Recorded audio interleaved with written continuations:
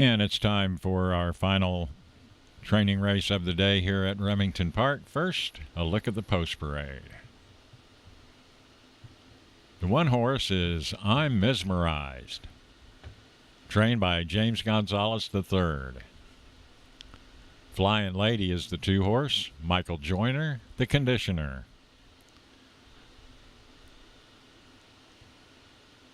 Number 3, BV, My Darling Eagle, trained by Eddie Lee Willis. The 4 horse, Lose Muddy Buddy, Lacona Vasquez, the trainer. The 5, I the Cartel, trained by Kevin Goodnight. The 6 horse is Mr. Birdman. Guillermo Valdivia is the trainer. The 7 horse is Ride a Wave, trained by Randy Smith. And rounding out this field is 40 Acres and a Mule, Kelron Hatley, the trainer. And the horses are preparing to get closer to the gate. They're kind of circling, yet they're headed this way at the same time. Jim, who do you like in here? Well, I like the 6, Mr. Birdman. Mr. Birdman is a one famous Eagle colt from Ms. Southern Dynasty, and that makes Mr. Birdman a half to a Heritage Place Futurity winner, Uptown Babe. Also a half to a nice one named Uptown Dynasty.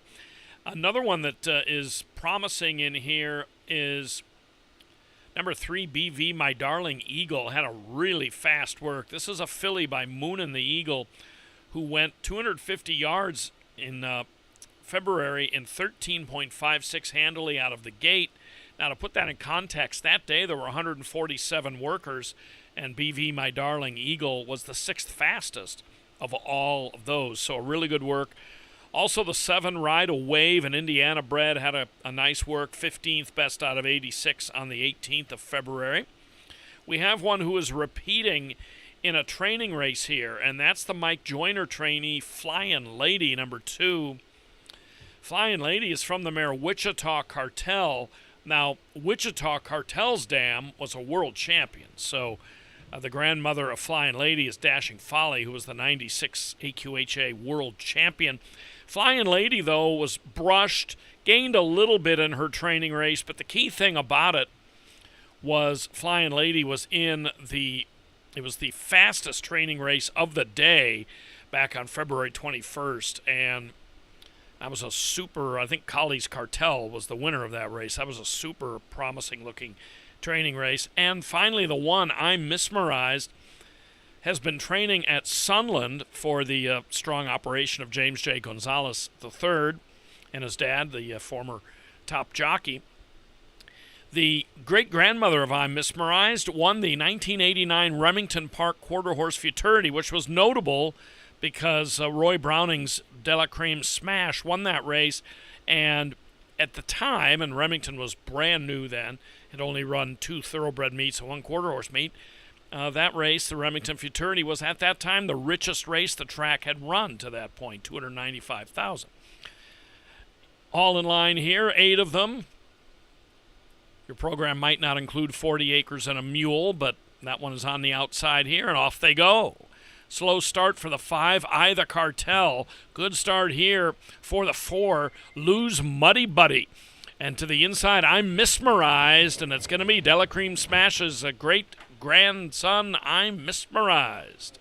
$21,000 Heritage Place yearling purchase by KVN Corona from Mesmerizing, who gets the job done here in a really nice performance. The top 3 all seem to run well here. Let's take another look at it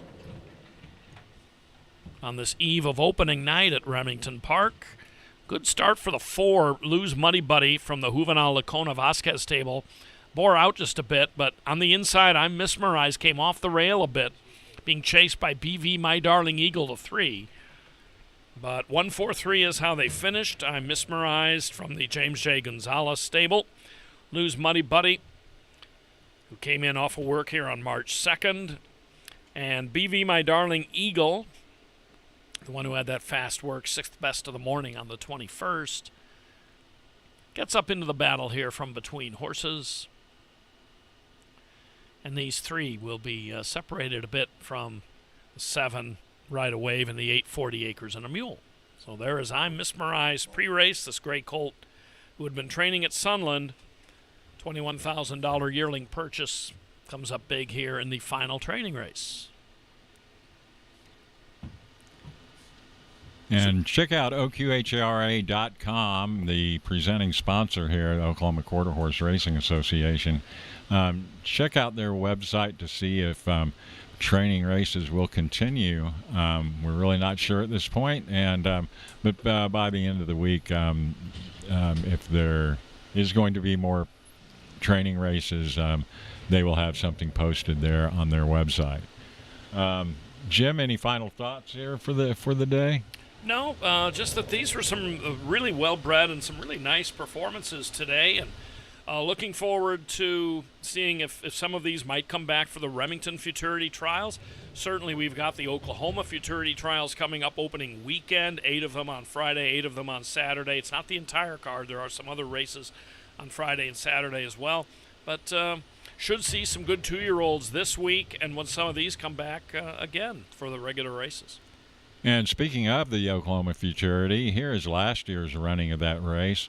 Watch the 10-horse here on the outside, PYC Legacy.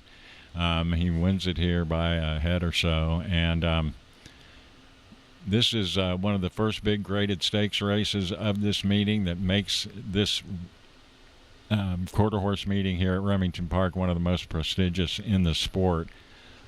The Grade 2 Oklahoma Futurity, the longest running Futurity in quarter horse history. Saturday, March 23rd, multiple stakes on that card, so mark that on your calendar. And as we get ready here to say goodbye, let's see this one more time, and good luck at the racetrack. Hope to see you out here at Remington Park in Oklahoma City. So long.